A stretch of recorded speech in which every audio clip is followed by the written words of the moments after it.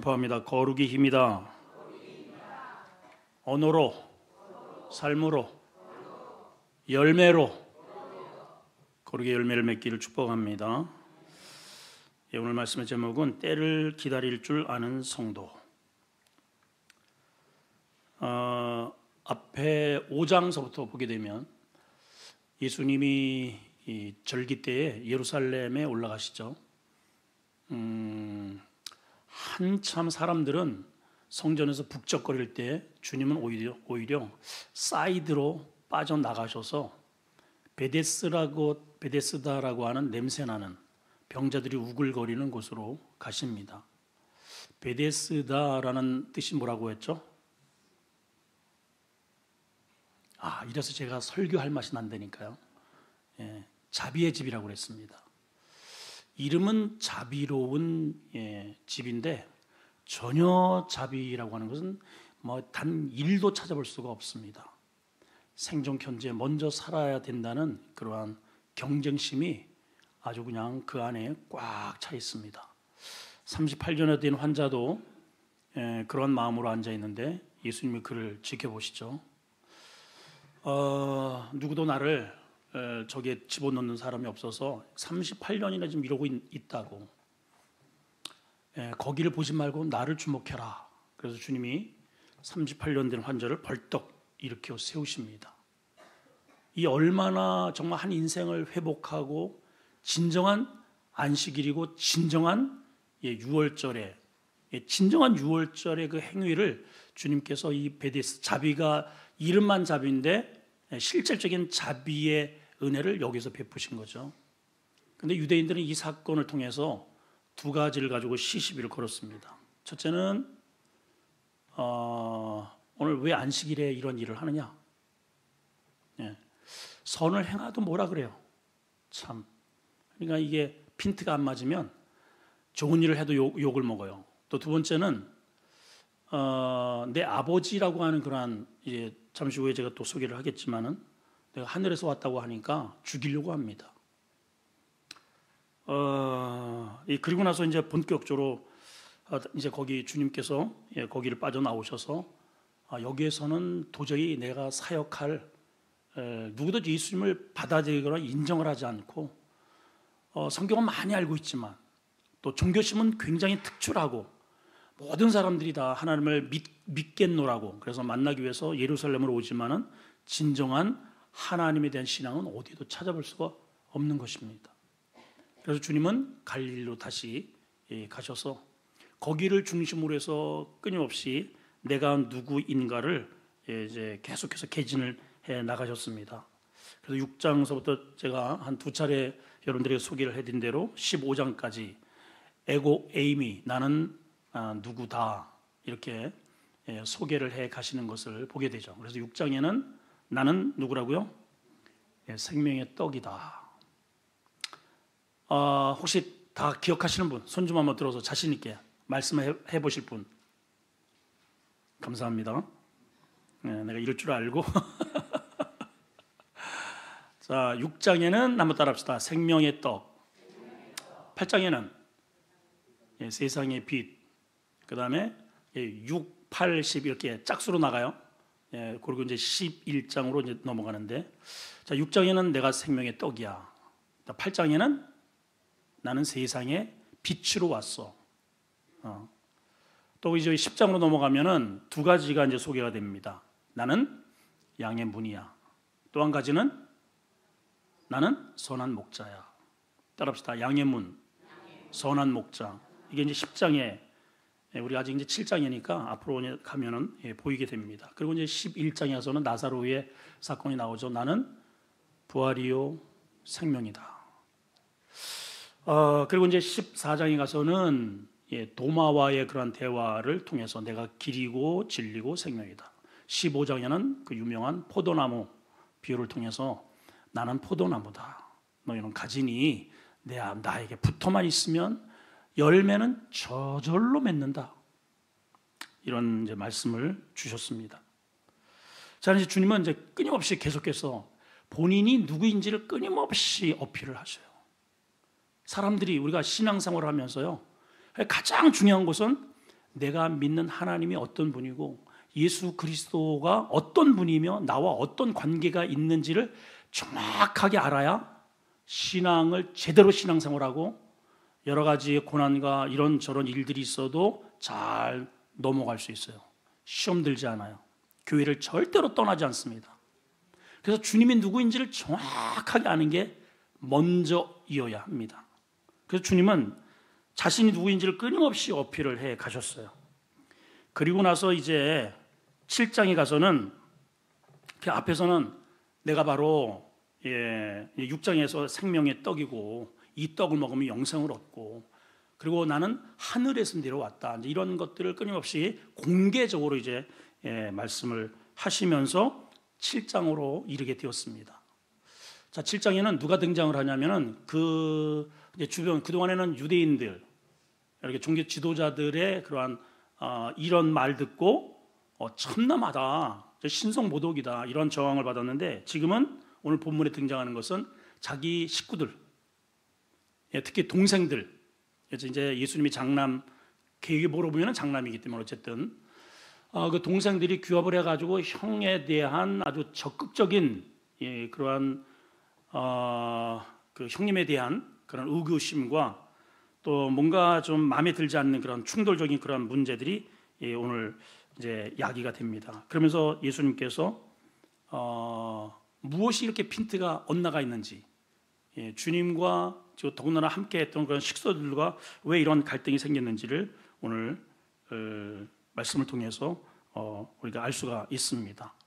자, 오늘 제목이 때를 기다릴 줄 아는 성도가 되자입니다. 자, 때를 기다릴 줄 알아야 되는데 우리 성도들도 오늘 이 본문의 내용을 정확하게 이해를 못하면 우리가 자꾸만 앞서가게 돼요. 내가 자꾸만 뭔가를 주님의 의도와 상관없이 내가 뭔가를 자꾸만 이루려고 어떤 액션을 취하게 된단 말이에요. 그러면 100% 실패하게 되어 있습니다. 자, 때가 그래서 중요한 거예요. 이 때, 이 타임. 자, 첫 번째는 불필요한 충돌을 피하는 것이 지혜다 그랬습니다. 시작. 불필요한 충돌을 피하는 게 지혜입니다. 1절을 다시 한번 보십시다. 시작. 그 후에 예수께서 갈릴리에서 다니시고 유대에서 다니려 아니하심은 유대인들이 죽이려 함이라. 여러분 어느 동네에 갔는데 그 동네에서 여러분들 만약에 죽이려 든다고요. 실제로 거기 또 들어가고 싶겠어요? 예수님을 유대에는 특별히 예루살렘이고 예루살렘은 예수님에 있어서는 아버지 하나님의 집이에요. 집. 근데 그 아버지 하나님의 그 집에 그 아들이 왔는데 그 아들을 죽이려고 그래요. 뭔가 좀 이상하죠? 이거 심각한 거죠, 그죠? 이 보통 심각한 게 아니에요. 그래서 주님은 거기에서 사역을 하실 수가 없어요. 아버지 집인데 아버지 집에 못 들어가는 그 아들의 심정을 한번 보시라는 거예요. 그죠? 예. 자, 그래서 갈릴리에서 다니시고 유대에서 다니지 아니하려 하신다. 이런 표현을 했습니다. 자, 그럼 왜 주님은 본래는 유대의 큰 무대를 중심으로 해서 사역을 안 하시고 갈릴리를 중심으로 해서 사역을 하셨을까? 형제들의 의중은 그 뒤에 이제 나오겠지만은 형제들의 의중은 이거예요. 만약에 형님이 진짜 이제 요즘 들어서 특별히 우리 이제 동생들의 입장에서는 우리 형님이 자꾸 이상한 소리를 하는 거예요. 내가 하늘에서 뭐 내려왔다는 둥. 예? 그 동생들의 입장에서 보는 거예요. 동생들의 입장에서 그 형님이 내가 말이야 하늘에서 내려온 사람이야. 형 정신 차려. 이렇게 되는 거죠. 예. 형 정신 차려요. 내가 생명의 떡이라니까. 그 말도 안 되는 소리 좀 그만해요. 이해가 되세요? 근데 이걸 굽히질 않아요. 근데 가만히 보니까 또 능력도 있어요. 능력도. 이게 보통 능력이 아니에요. 귀신을 쫓아내죠. 물 위를 걷죠. 예. 이 꼬부라진 사람을 그냥 말씀 한마디 확 피죠. 이게 그러니까 무시도 또 못하겠어요. 이 동생들 입장에서는. 뭔가 실력은 있는데 그렇다고 해서 아니 우리 형이 뻔히 우리가 아니 같은 한솥밥을 제가 30년째 먹고 있는데 우리 형이 하늘에서 왔다고? 뭐 자기가 하나님 아들이라고? 제정신이 아니네. 뭐 조금 이렇게 실력이 좀 있다고 저렇게까지 나갈 이유가 있나? 그렇다면 야 우리가 형한테 좀 뭐 건의를 좀 해보자. 그게 뭐냐면 기왕 당신이 메시아라고 한다면 이 좁은 이 시골 총구석에서 여기에서 여기 이렇게 구석진 데서 일하지 말고 저 넓은 세상으로 가라. 유대로 올라가시오. 큰 무대에서 한다면 더 사람들에게 인기 있고 많은 제자들을 얻을 것이고 제대로 이 세상에 당신이 메시아라는 것을 드러낼 것 아닙니까?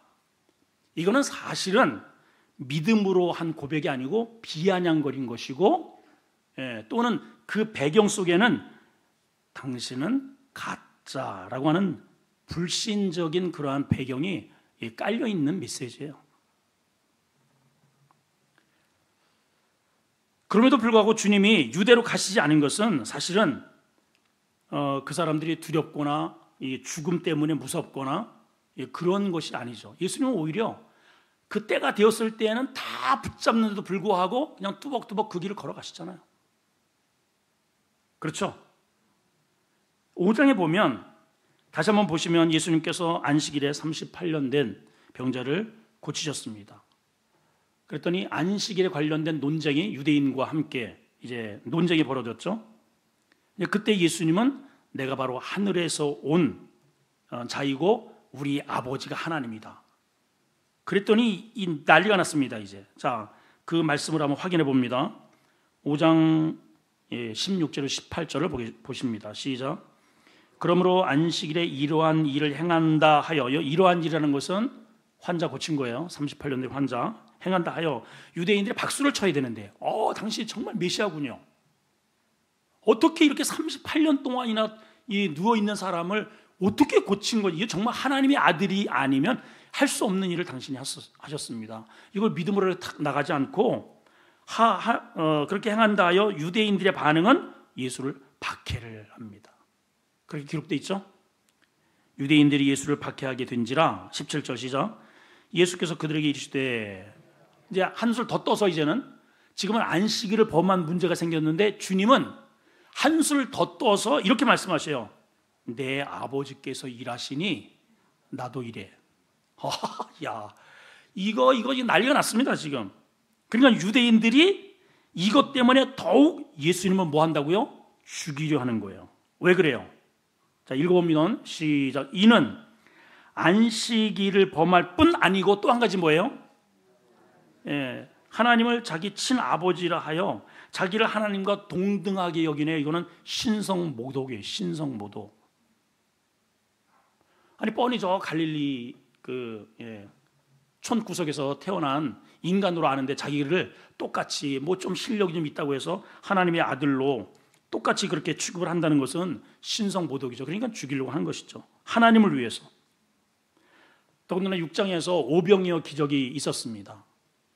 그러니까 예수님이 있는 곳마다 약간의 이제 그러한 이벤트가 있고 기적을 행하니까 사람들이 막 우르르 몰려드니까 지금 로마도 긴장하고 있고, 로마에서 가장 두려워하고 있는 게 군중들이 모여서 뭔가 데몬스트레이션이 일어날까 봐 굉장히 예민한 관계거든요. 그러니까 예수님이 지금 그 일을 하고 있단 말이에요. 그러니까 로마 정치하는 총독도 굉장히 긴장하고 있고, 더더군다나 대제사장이라 종교 지도자들은 이건 말할 것도 없고, 그래서 늘 요 주위 인물로 지목을 하고 틈만 나면 죽일 기회를 노리고 있었던 겁니다.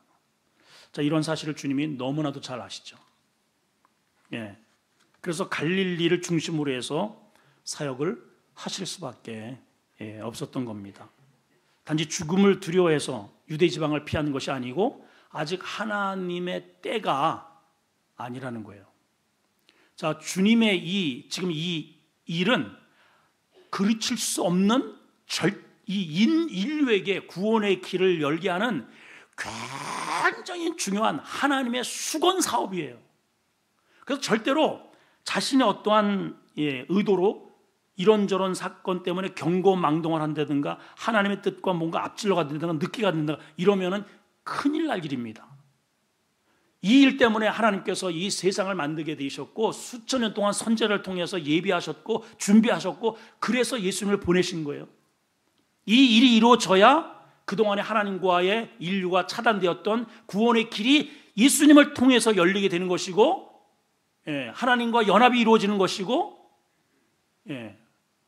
어둠의 세력을 이기고 이 땅에 드디어 하나님의 인류가, 죄인된 인류가 하나님의 나라를 갈 수 있는 유일한 길이 만들어지는 그러한 아주 굉장히 중요한 이러한 수건 사업이거든요. 그러니까 주님은 그 일이 조금이라도 뒤틀어질까 봐 그것을 철저하게 걸음걸음 스텝 아주 하나 한 발 한 발이 오직 거기에 초점을 가지고 걸어가지고 계시다는 거예요. 우리의 삶과는 사뭇 다르죠. 우리 이제 진행하면서 우리가 내가 지금 신앙생활하는 내 모습과 주님의 의도와 지금 얼마나 내가 크게 벗어나고 있는지를 여러분들이 이 말씀을 통해서 발견하셔야 오늘 설교를 제대로 들으시는 거예요. 자, 우선 주님은 이러한 구속의 일을 이루기 위해서 이거는 인류 역사의 유일무이한 일이란 말이에요. 그걸 이 일을 위해서 하늘의 보좌를 버리시고 여기까지 인간이 되셔서 오셨어요. 이거는 그르칠 수도 없는 일이고 어길 수도 없는 일이고 안 가서도 안 된 일이고 여러분 반드시 이 일은 하셔야만 합니다. 자, 그런데 중요한 것은 뭐냐? 아버지의 때가 아닌 거예요. 왜 아니냐? 우선은 십자가를 지기 위해서는 자신이 십자가를 지고 사라졌을 때에 그 일을 함께 감당할 만한 제자들이 제대로 세워져야 됩니다.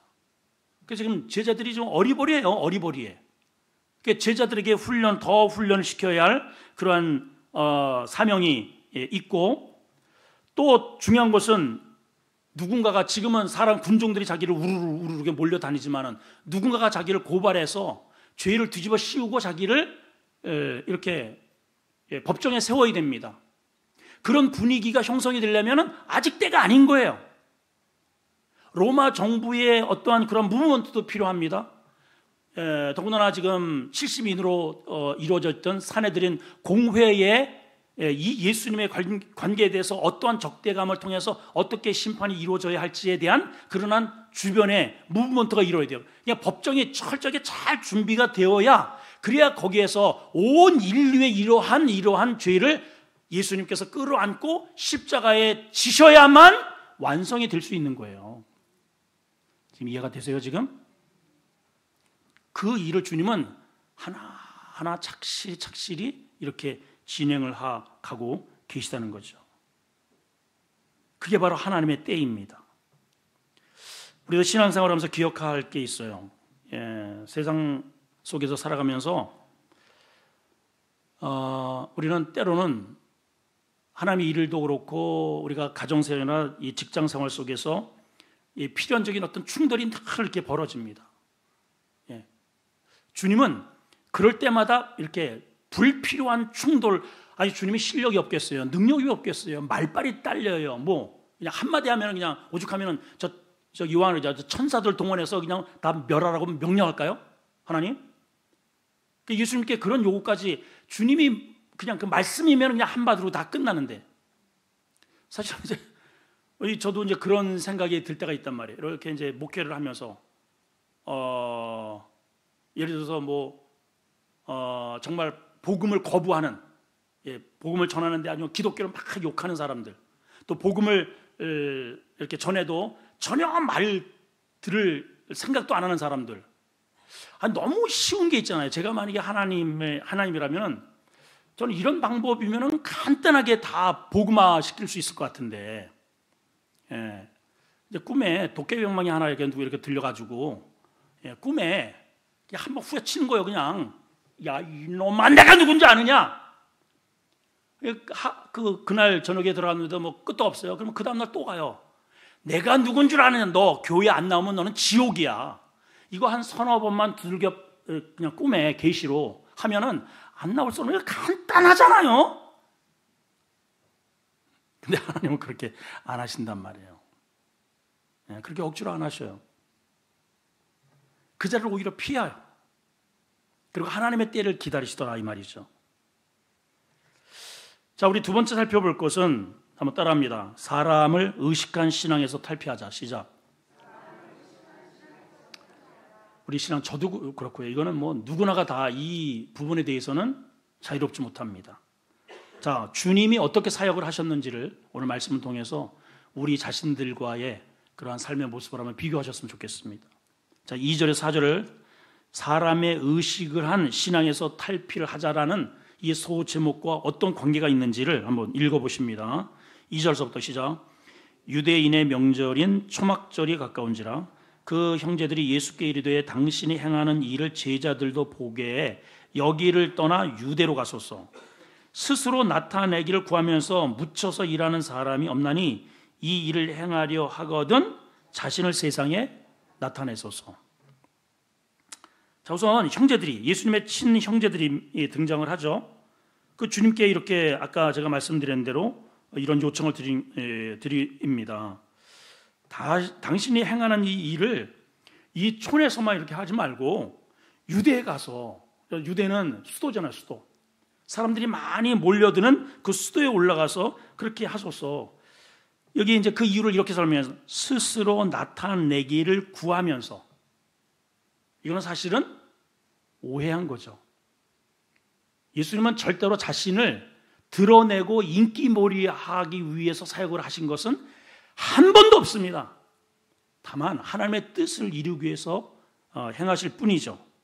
그런데 우리는 사실은 어떤 일을 할 때 사람들을 의식을 해요. 그렇죠? 우리는 그래요. 저도 목회를 하면서 설교가 잘 이루어졌을 때는 성도들이 의식이 됩니다. 또 뭐 죽을 썼을 때도 성도들이 의식이 돼요. 얼굴을 쳐다볼 수가 없어요. 성도를 의식. 그래도 여기 우리 뭐 올라와서 이렇게 기도하시는 분들도 왜 페이퍼를 가지고 올라오겠어요, 여러분?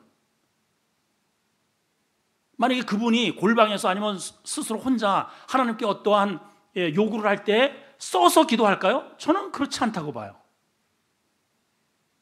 예? 아니, 병이 들었습니다. 그러면 무소부지하시고 전능하신 하나님, 제가 암 이기랍니다. 하나님 역사해 주시고 성경에 이르시되 어쩌고 저쩌고 이래가지고 읽을까요? 읽을까요, 여러분?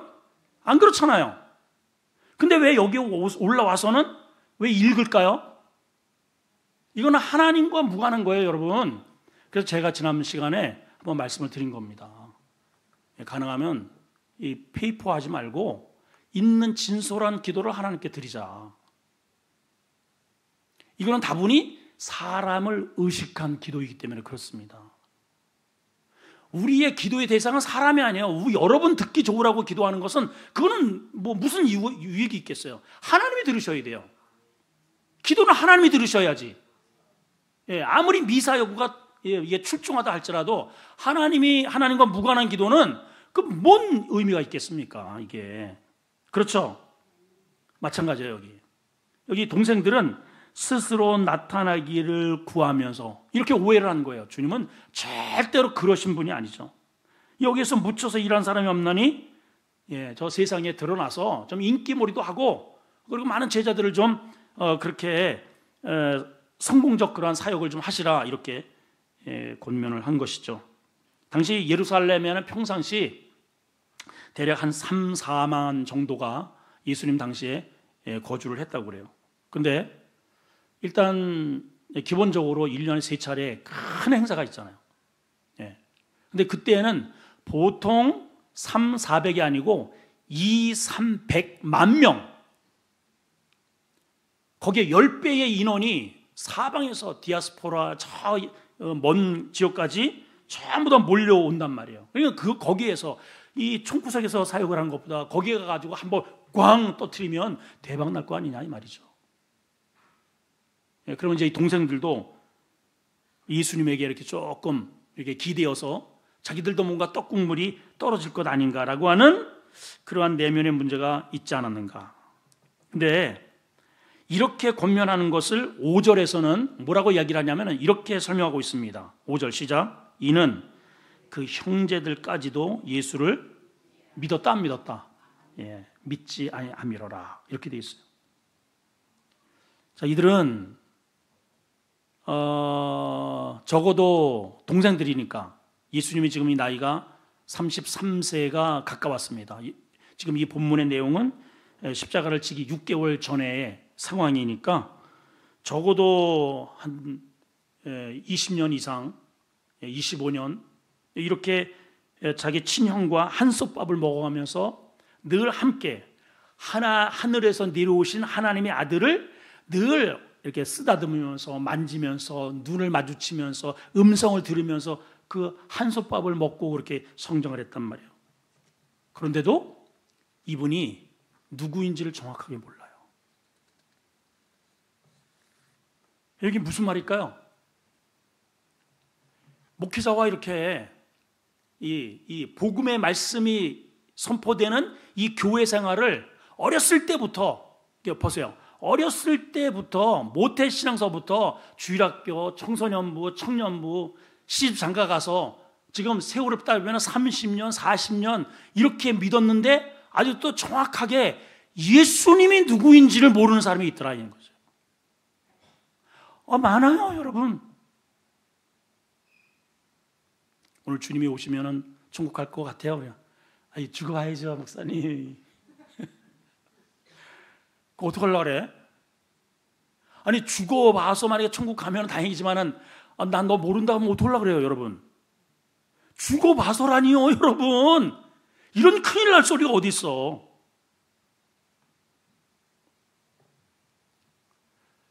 제자들의 이 동생들이 예수님이 누구인지를 모르니까 실력은 있겠다. 사람들에게 인기는 있겠다. 야, 기왕이면 우리 형님 덕 좀 보자. 그래서 이 좁은 시골 촌에서 하지 말고 활동 무대를 좀 넓혀라. 여러분, 우리 지금 실질적으로 이제 목회의 현장도 보게 되면 오늘 어떤 후배 목사님이 저를 찾아왔습니다. 명절이라서 아마 찾아온 것 같아요. 이런저런 얘기를 하면서 가정교회를 지금 하고 있습니다. 얼굴이 너무 탁탁하게 굳어 있고 또 길은 잘 안 열리고 그래서 이제 어느 옆에 이제 이렇게 평균 자기가 보니까 열심히 전도를 하면 한 사람 정도는 그래도 평균 결신을 한대요. 그래서 그분에게 예수님을 영접하게 하고 이렇게 하는데 이제 교회가 어디예요? 해서 우리 지금 가정에서 예배를 드립니다. 그러면 안 온다는 거예요.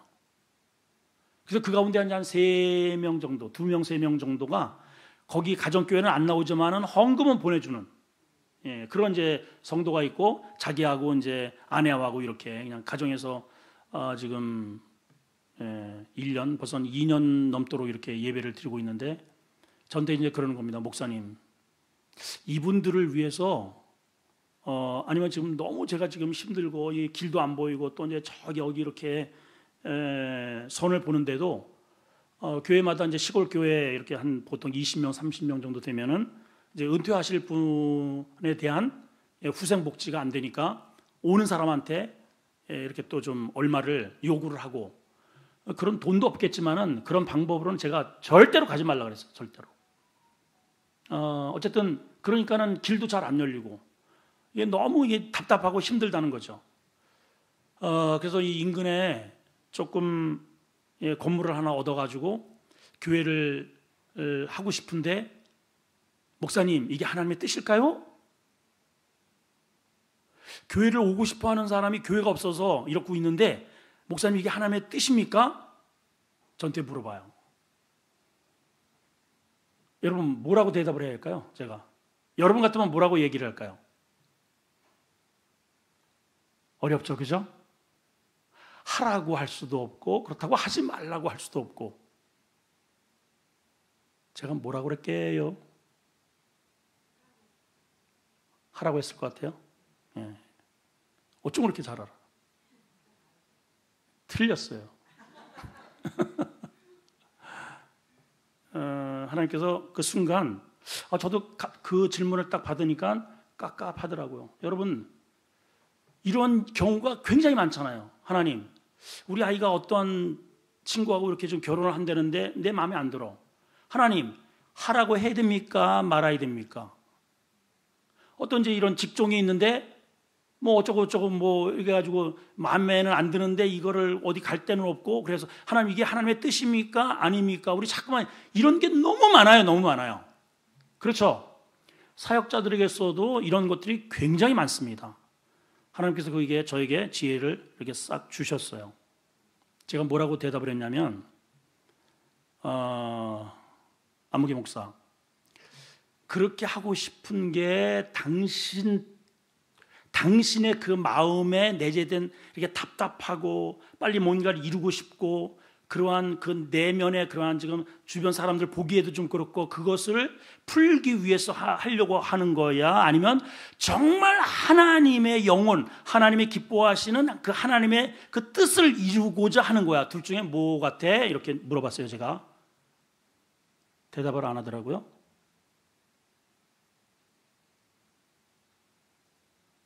다분히 하나님이라고 하는 이것은 네임벨로 걸어놓고 이렇게 목회하고 하는 내가 벗어나고 싶은 거죠.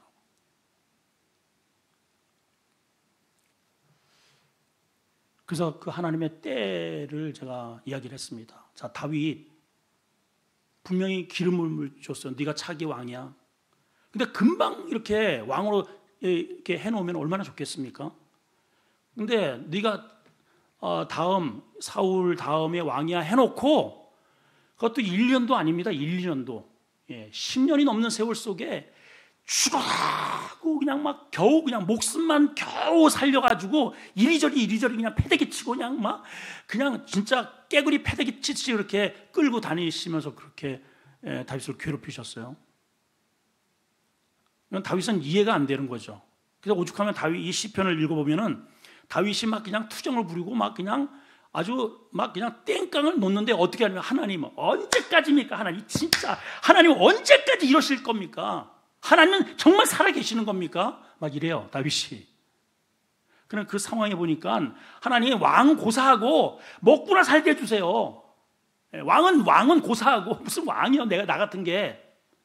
근데 하나님은 한번 정해놓은 것은 변함이 없어요. 아멘 하세요 빨리. 하나님의 말씀은 시건치 않는다고 그랬어요.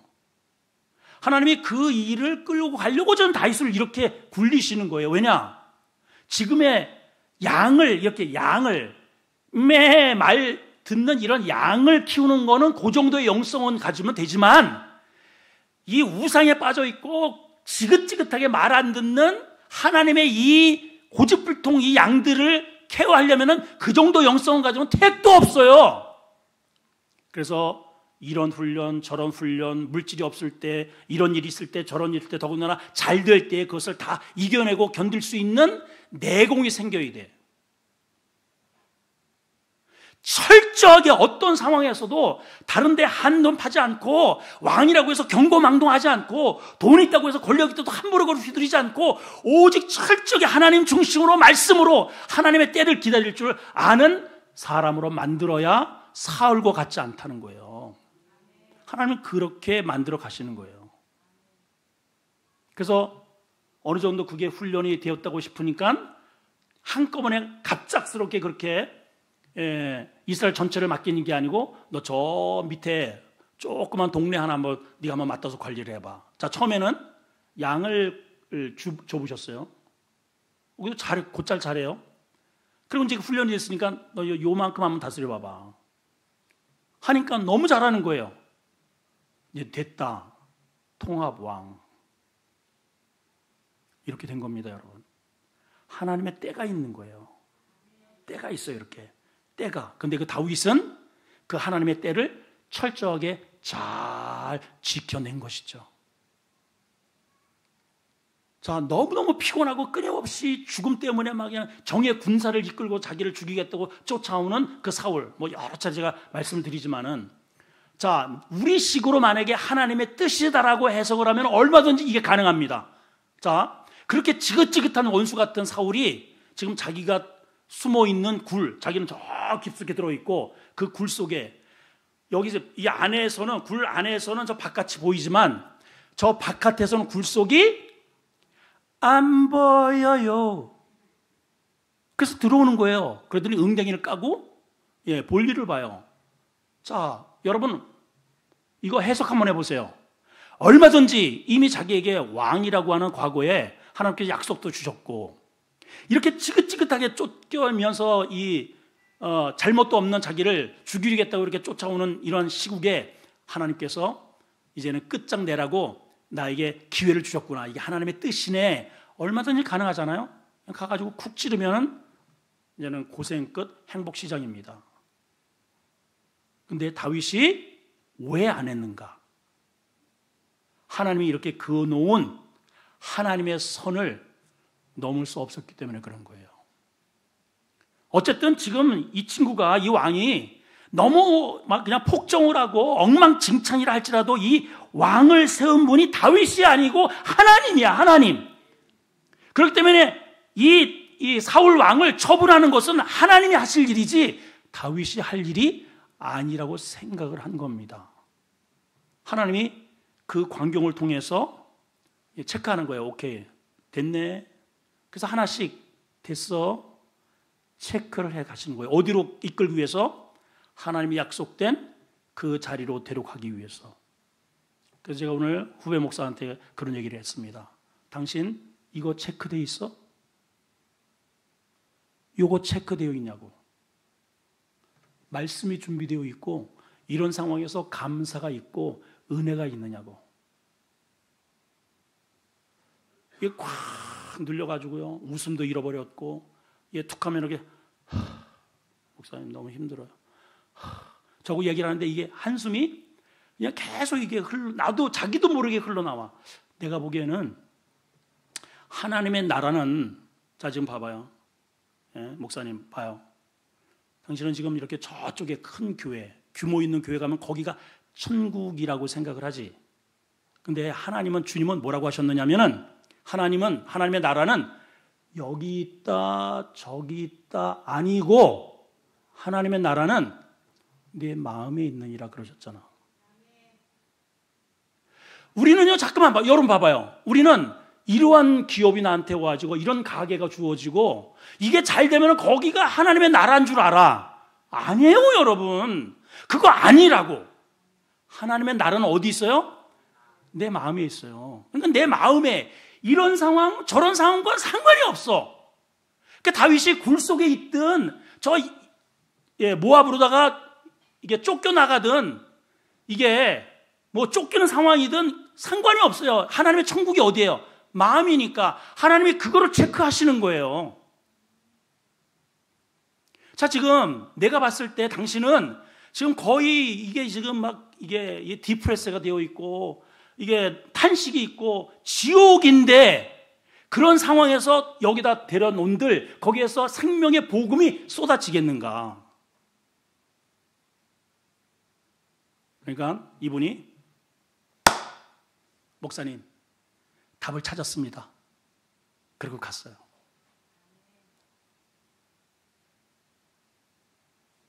똑같아요, 여러분.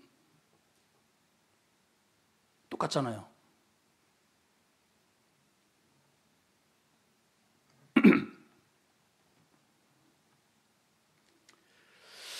오늘 이 본문이 우리에게 주는 메시지가 아주 굉장합니다, 여러분.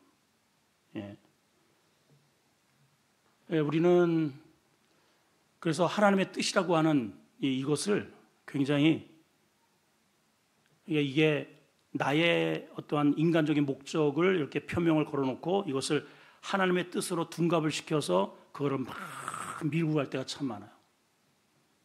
자, 가만히 보면은 하나님이 그렇게 해도 때로는 밀어주시기도 합니다. 예를 들면 이런 거죠. 어린아이가 엄마 나 이거 사줘. 엄마가 보면 아직 때가 안 됐는데 핸드폰을 사줄 때가 안 됐어요. 그런데도 막 금식을 하고 막 방을 걷어 밥도 안 먹고 그러면은 어떻게 해요? 측은지심. 알았어. 한번 가져봐. 이렇게 사줄 때가 있단 말이에요. 하나님도 우리에게 우리가 땡깡을 하면은요 그 허락을 하긴 하십니다. 근데 거기까지예요. 고기까지예요. 그 신앙이 더 이상 늘질 않아요. 우리가 많은 경우에 있어서 내 뜻이 하나님, 그러니까 내가 가지고 있는 이러한 비전과 꿈이 마치 하나님의 뜻으로 둔갑을 해가지고 착각을 해서 그것을 막 고집하는 경우가 너무 많다는 것이죠. 이러한 모습이 특히 목회자들에게 더 제가 보니까 많이 일어나는 것 같아요. 오늘 말씀을 통해서 제가 제 자신을 이렇게 돌아봤을 때, 나도 이렇게 하나님이 참 힘드셨겠구나, 그런 생각을 오늘 특별히 많이 하게 되었습니다. 저도 땡깡을 부리니까요. 막 금식을 하고 막 그냥 달라고 막 그냥 소리를 치고 산에 올라가서 아버지 안 주실 겁니까? 막 이러니까 주기는 주시는데 하나님이 참 하나님도 마음이 슬프셨겠구나. 내가 성숙하지 못했구나. 그런 생각을 하게 되었습니다. 자, 그래서 오늘 우리 세 번째 살필 내용이 이겁니다. 한번 따라할까요? 주님은 인간의 이기적 욕망을 위해 일하시지 않는다. 시작. 네, 주님은요, 우리의 인간의 이기적 욕망을 위해서 절대로 움직이지 않으셔요. 자, 오늘 말씀을 통해서 한번 확인하겠습니다. 6절 8절입니다. 시작. 예수께서 이르시되 내 때는 아직 이르지 아니하였거늘 너희 때는 늘 준비되어 있느니라. 8절. 너희는 명절에 올라가라. 내 때가 아직 차지 못하였으니 나는 이 명절에 아직 올라가지 않겠다. 자, 형제들은 예수님 기왕이면 형님 넓은 세상에 가서 꿈을 한번 펼쳐보세요. 근데 주님은 단호하게 이런 생각할 여지도 없이 안 가. 그러니까 형제들 같은 형제임에도 불구하고 완전히 갈등이 이렇게 벌어지게 된 거죠. 등을 돌리게 된 겁니다, 실제로. 근데 오늘 주님이 좀 묘한 말씀을 하십니다. 여기에 내 때는 아직 이르지 않았고 너희 때는 늘 준비되었다. 이게 무슨 말일까요? 내 때란 아까도 말씀드렸지만은 십자가를 지는 구속의 때를 말합니다. 아직 더 준비해야 할 일이 있기 때문에 내 때는 아직 이르지 않았다. 근데 너희 때란 뭐냐? 너희 때는 늘 준비되어 있다. 이 말은 우리 인간이 추구하고자 하는 어떤 세상적 욕망, 이것은 우리가 언제든지 마음만 먹으면은 언제든지 기회를 잡을 수 있다는 것이죠. 이거는 그렇잖아요. 내가 장사나 해볼까? 그럼 장사하면 되잖아요. 공부나 해볼까? 그럼 공부하면 되고, 운동을 해볼까? 살 좀 빼볼까? 언제든지 너희의 때는 항상 늘 준비되어 있다. 그러나 이 구속의 이 사건은 이때가 아니면 안 돼. 적용해 봅시다. 한번 적용해 보세요. 우리가 이루고 싶은 그러한 우리의 인간적 욕망의 꿈들이 있습니다. 우리 여인들은 더 예뻐지고 싶고 살도 빼고 싶고 또 이런 취미생활도 하고 싶고 어쩌고 저쩌고 이렇게 좋은 문화 어쩌고 많잖아요. 이런 것들. 그렇죠? 이런 우리 자녀의 미래, 결혼 이런 게 많아요. 근데 오늘 이 말씀을 한번 적용해 보면 이런 것은 늘 준비되어 있다는 거예요. 스탠바이, 항상. 그런데 내 일생을 전체를 다 깔고 봐서 이런 거, 예를 들어서 이 꿈이 이루어졌어요. 이 꿈도 이루어졌어. 이 꿈도 이루어지고, 이 꿈도 이루어지고. 자, 이 사람 성공한 사람일까요? 한번 생각해 보세요. 여러분, 이제 생각을 해보라고요. 주님의 입장에서 너희가 원하는 그렇게 이루고 싶은 그런 꿈. 자, 좋은 대학 나왔어요. 월급이, 연봉이 몇 억이야. 큰 저택에서 살아. 자녀들이 어쩌고 저쩌고 그 이루는 꿈들을 거의 한 50%를 넘어서 70%, 80% 이뤘다고 쳐! 자, 그 꿈을 통해서 그러면 그것이 성공이라는 거예요. 주님이 보실 때는 그 꿈을 이룬 자나 이루지 못한 자나 세임, 똑같이 지옥 갈 자예요. 그렇죠? 세임이야. 똑같아. 그냥 꿀꿀이야. 꿀꿀이. 그러나 내가 이룰 내 때는 이때가 아니면 안 되는 거예요. 예배는요, 이때가 아니면 안 돼요. 여러분, 내일은 없어요. 예, 이 구원은 미룰 수 없는 일입니다. 지금 이해가 되세요, 지금? 내 때는 빨리 이 형제들은 기왕이면 빨리 얼렁 이런 데서 이렇게 늦어 이렇게 하지 말고 빨리 가서 성공하라는 거예요. 빨리 가서. 우리가 그러고 싶잖아요. 기왕이면 대기업, 기왕이면 서울, 예, 기왕이면 좀 크게 빨리 성공. 근데 주님은 철저히 하나님의 그 거룩한 복음의 역사를 그르칠 수 없기 때문에 철저하게 점검을 하시는 거죠. 여기서 우리가 중요한 교훈을 하나 발견하게 되는데, 우리가 주님을 믿는 데 있어서 중요한 게 뭐냐면 하나님의 뜻을 알고 신앙생활하는 게 얼마나 중요한가 하는 거예요. 하나님의 뜻을 알고 신앙생활하는 것이 얼마나 중요한가. 우리 거의 떼부리다시피 이렇게 한단 말이에요. 지금 친형제잖아요. 친형제들이 어떻게 보면은 그렇게 나쁜 말도 아닙니다. 형님이 실력도 있고, 여기 가면 말빨도 좋고, 예, 설득력도 있고, 능력도 있고. 그러니까 형님 이런 총구석에 계시지 말고 기왕이면 저 거기 올라가셔서도 충분히 그 정도 실력이면 성공할 수 있습니다. 뭐 잘못됐나요, 여러분? 잘못됐나요? 얼마든지 동생들의 입장에서는 형님에게 그렇게 진언할 수 있었단 말이에요. 근데 뭐가 문제예요? 왜 이 형님 되시는 예수님은 그 동생들의 말에 이런 방구도 하지 않고 확 돌아서도 나 안 가 라고 거부를 하셨을까요? 네, 하나님의 뜻을 전혀 염두하지 않은 불신의 그런 요구였기 때문에 그렇단 말이죠. 우리가 하나님 앞에 요구하는 그런 많은 것들 중에 이런 분들이 있을 수 있는 게 아니라 많다는 거예요. 많다는. 우리는 내가 원하는 것들 일단 다 설정을 해놔. 이렇게 이 제자들의 이러한 생각처럼, 이렇게 해서 이렇게 하면은 빨리 성공할 수 있겠네. 그 인기 얻을 수 있겠네. 이게 이렇게 하면은 더 유명해질 수 있겠네. 이렇게 딱 일단은 설정을 해놓고 주님을 끌어들입니다. 주님 도와주세요. 결제해 주세요. 응답해 주세요. 안 해주신다고요? 금식해. 떼부려. 고함쳐. 많이 있죠, 그죠? 대답도 안 하는구나.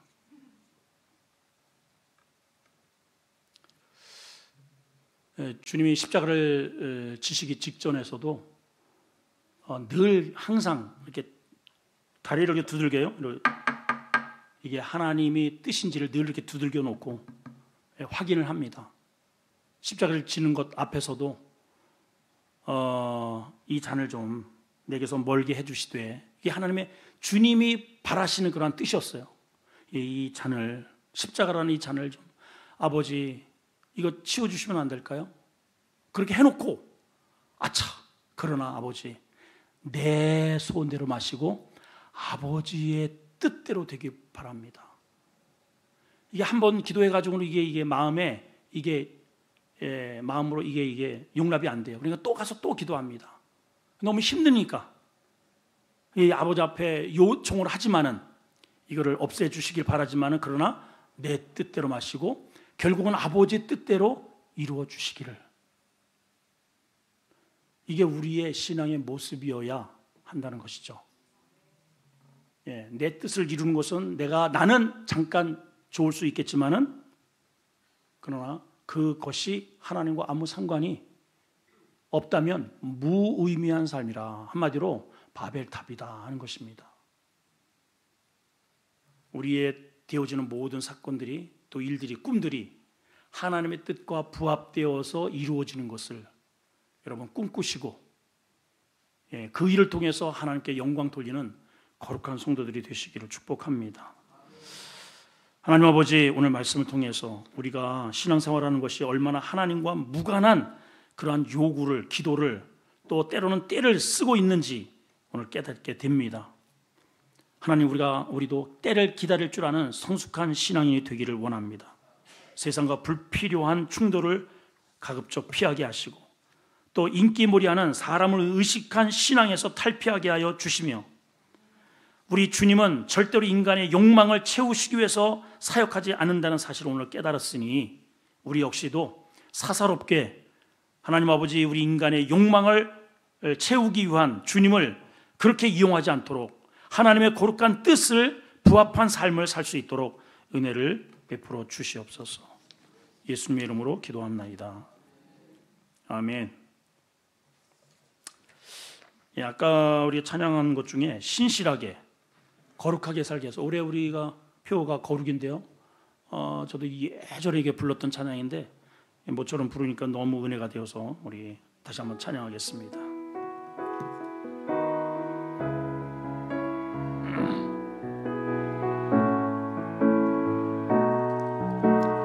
신실하게 신실하게 찬양합니다. 신실하게 신실하게 거룩하게 살게 하소서. 신실하게 진실하게 거룩하게 살게 하소서.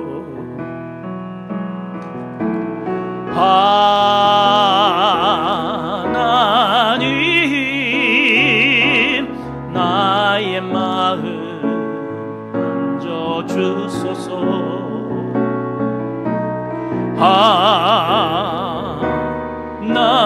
하나님 나의 새롭게 하소서. 신실하게 신실하게 진실하게 거룩하게 살게 하소서. 신실하게 진실하게 거룩하게 살게 하소서.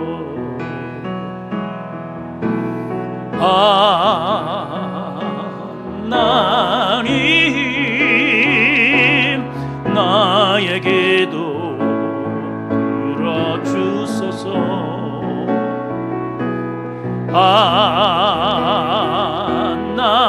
하나님 주의 길로 인도하소서.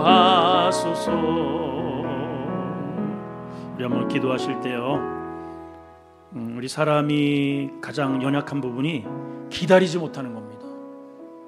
기다리지 못하는 것.